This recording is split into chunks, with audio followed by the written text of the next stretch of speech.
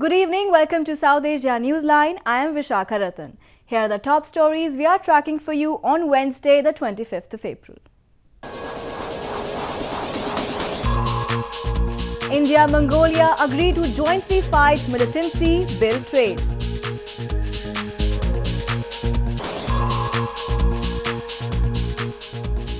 Six police personnel killed in 3 suicide attacks in Balochistan.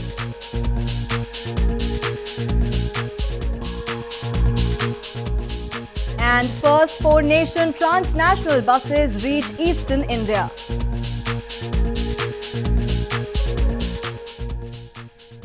And now for all the details. Indian Foreign Minister Sushma Swaraj on Wednesday held talks with Mongolian Prime Minister in Ulaanbaatar to boost bilateral ties between the two nations.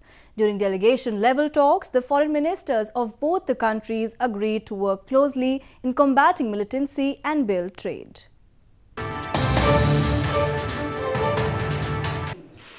Indian Foreign Minister Sushma Swaraj on Wednesday met Mongolian Prime Minister U Khurelsukh in Ulaanbaatar to boost bilateral ties between the two nations. During delegation-level talks, both the sides discussed cooperation in mining, capacity building, IT, films and other areas of mutual interest. The Indian Foreign Minister was off to an early start on Wednesday to meet her Mongolian counterpart for the Joint Commission Committee meeting. Both the sides during the meeting discussed all aspects of bilateral relations, especially trade and investment, energy, mining, animal husbandry, education, capacity building and tourism. We discussed some of the pressing global challenges facing the humanity, particularly the scourge of terrorism, and agreed to collaborate bilaterally and in international arena to ward off these evil and thwart the designs of those who extend support to terrorist outfits. Early on Tuesday, Swaraj also paid her respects to the chief abbot of Mongolian Buddhism. She is the first Indian foreign minister to visit the resource-rich East Asian country in 42 years. She earlier visited China, where she went to participate in the Shanghai Cooperation Organization or SCO meeting and also held wide-ranging bilateral talks with the Chinese Foreign Minister Wang Yi. A court in India's western Jodhpur city on Wednesday jailed self-styled godman Asaram for life for raping a minor. 2 of his aides were also convicted and jailed for 20 years each, while 2 others were acquitted. An Indian court on Wednesday jailed self-styled godman Asaram for life for raping a teenage girl. A judge delivered the guilty verdict at a jail in the city of Jodhpur in the western province of Rajasthan, where Asaram has been held since September 2013. 2 of his aides were also convicted and jailed for 20 years each, while 2 others were acquitted. India's Protection of Children from Sexual Offences Act permits lifetime jail terms for sexual assault of children and was recently amended to allow the death penalty for the rape of girls under 12. Asaram को एक धार्मिक परिवेश में एक ऐसा घिनौना अपराध करने वाला अपराधी साबित करते हुए ये विस्तृत आदेश दिया है, जिसमें माननीय न्यायालय ने आसाराम को आजीवन टिल डेथ जो है कारावास की सजा सुनाई है. Asaram Bapu, as he is known to his followers, has a large support base in India's Rajasthan, Haryana and Gujarat provinces. The 77-year-old has more than 400 hermitages around the world, according to his website. He is also facing a trial in India's Gujarat province for raping 2 sisters. His son Narayan Sai is also an accused in the case. In news from Pakistan, an accountability court hearing assets accumulation reference against Pakistan's former finance minister Ishaq Dar on Wednesday ordered to make an already recorded statement of a prosecution witness part of the supplementary reference. During Wednesday's hearing, another prosecution witness also recorded his statement in the case. An accountability court in Islamabad has been hearing a corruption reference against Dar, who is accused of possessing assets beyond known sources of income. The reference against him was filed by the National Accountability Bureau or NAB in light of the Supreme Court's verdict in the Panama Papers case last year. The next hearing in the case is scheduled to be held on May 2nd.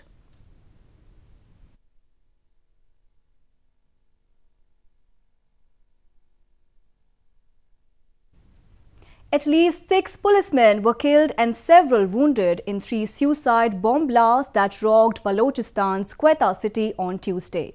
No terror group has claimed responsibility for the attack so far. 3 suicide bombers attacked Pakistani police and paramilitary soldiers in the southwestern city of Quetta on Tuesday, killing 6 police and wounding 15 members of the security forces, officials said.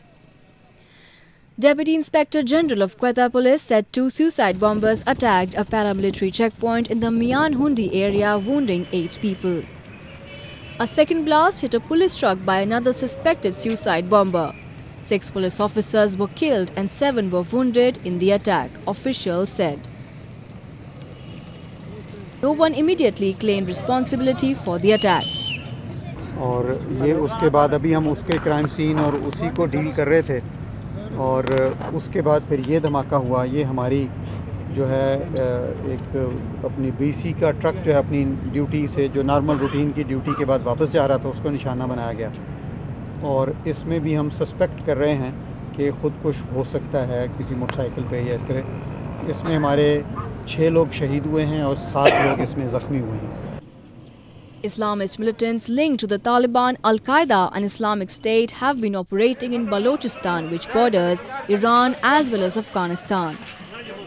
It also has an indigenous ethnic Baloch insurgency fighting the central government. Moving on, a fresh spate of protests have erupted in illegally occupied Pakistan-administered Kashmir to demand that the Pakistan Army must stop cross-border firing. The protesters also demanded the prosecution of Pakistani policemen who passed orders to open fire on peaceful protesters on March 16. Fresh protests have erupted across Pakistan-administered Kashmir as the Pakistan Army continues to violate the ceasefire agreement with India, resorting to heavy shelling and firing across the line of control. Condemning the fateful incident of March 16, when activist Naim Butt was killed by the Pakistan police, several activists in the illegally occupied region are now demanding the arrest of Butt's killers. They are also demanding that an impartial judicial probe into the incident. और उसके साथ साथ जो 16 मार्च को यहाँ पर एक हमारे पुरअमन एहतजाजी मार्च पर डिस्ट्रिक्ट पुंछ की इंतज़ामिया ने और पुलिस ने जो है वो वहाँ पर दहशतगर्दी का मुजाहरा किया, हमारे साथियों पर गोलियाँ बरसाई, हमारे एक साथी नईम भट्ट शहीद हो गए, बेशुमार लोग ज़ख्मी हो गए। तो उन ज़ख्मियों को और शहदा के वारसों को जो है वो इंसाफ दिलाने के लिए और आज़ाद कश्मीर की हुकूमत जो है जो कातलों की और कातल इंतज़ामिया की पुष्टपनाही कर रही है और उसके ख़िलाफ़ भी हमारा ये एहतजाज है कि ज़िला पुंछ की जो एडमिनिस्ट्रेशन है उसको फिलफौर बरतरफ किया जाए। Activist Naim Butt was among thousands of people who had joined a protest on March 16 against the Pakistan Army to express solidarity with people suffering from cross-border shelling. They were protesting against police and army brutality, blaming Islamabad for ceasefire violations and deliberately provoking India for cross-border firing. They also blamed the Pakistan Army for using civilians as human shields. In news from Afghanistan, at a time when civilians in Afghanistan are expressing concerns over the security situation around registration centers, the Independent Election Commission on Tuesday issued its first weekly report after launching the voter registration process on April 14. The report showed highest registration from Kabul city and Kandahar province.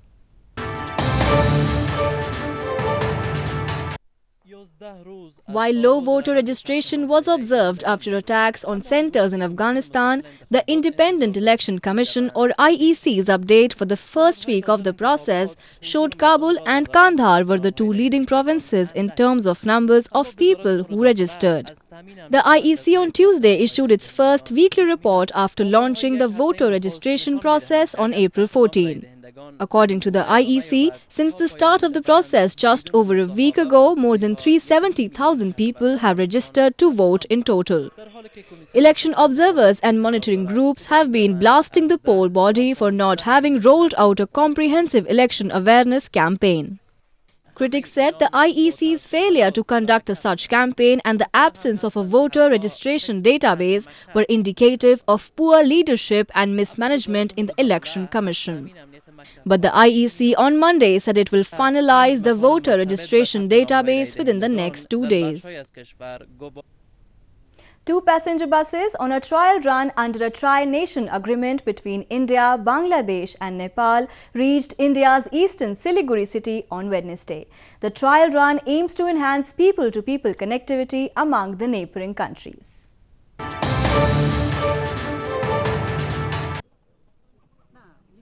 Two passenger buses on a trial run under a tri-nation agreement between India, Bangladesh and Nepal reached India's eastern Siliguri city on Wednesday.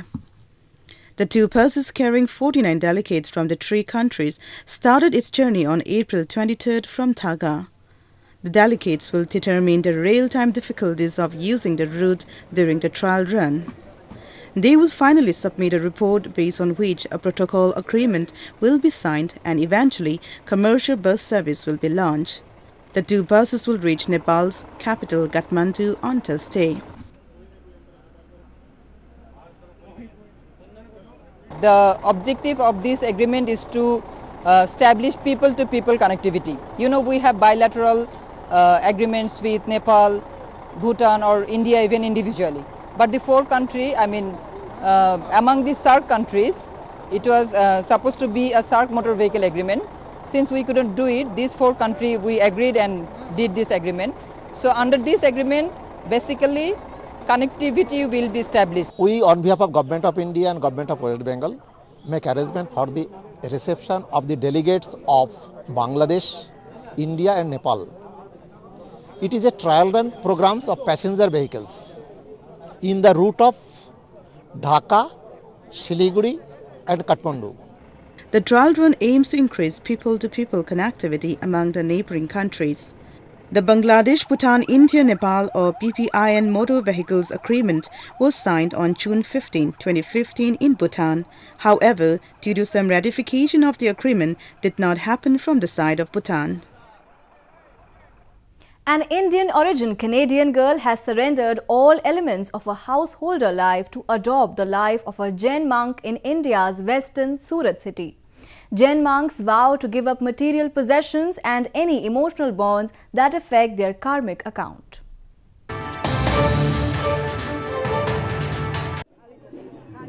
An Indian-origin girl, Heta Shah, has sacrificed her comfortable life to become a Jain monk. Heta came to India's western Surat city all over from Canada to live the life of a monk.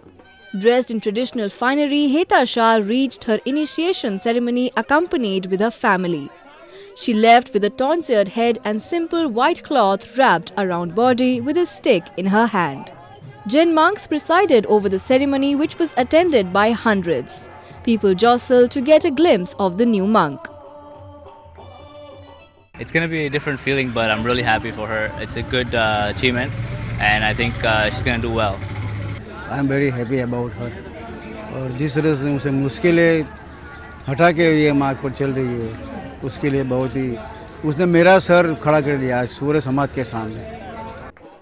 Jainism is an ancient religion whose central tenets are non-violence and love to all beings. Jain monks vow to give up material possessions and any emotional bonds that affect karma. Well, that's all we have for you from South Asia this evening. Now our viewers can watch the show on SouthAsiaNewsline.com. You can also visit us on Facebook.com/SAsiaNewsline and follow us on Twitter @SAsiaNewsline. That's all in tonight's edition. We will see you same time tomorrow. Good night.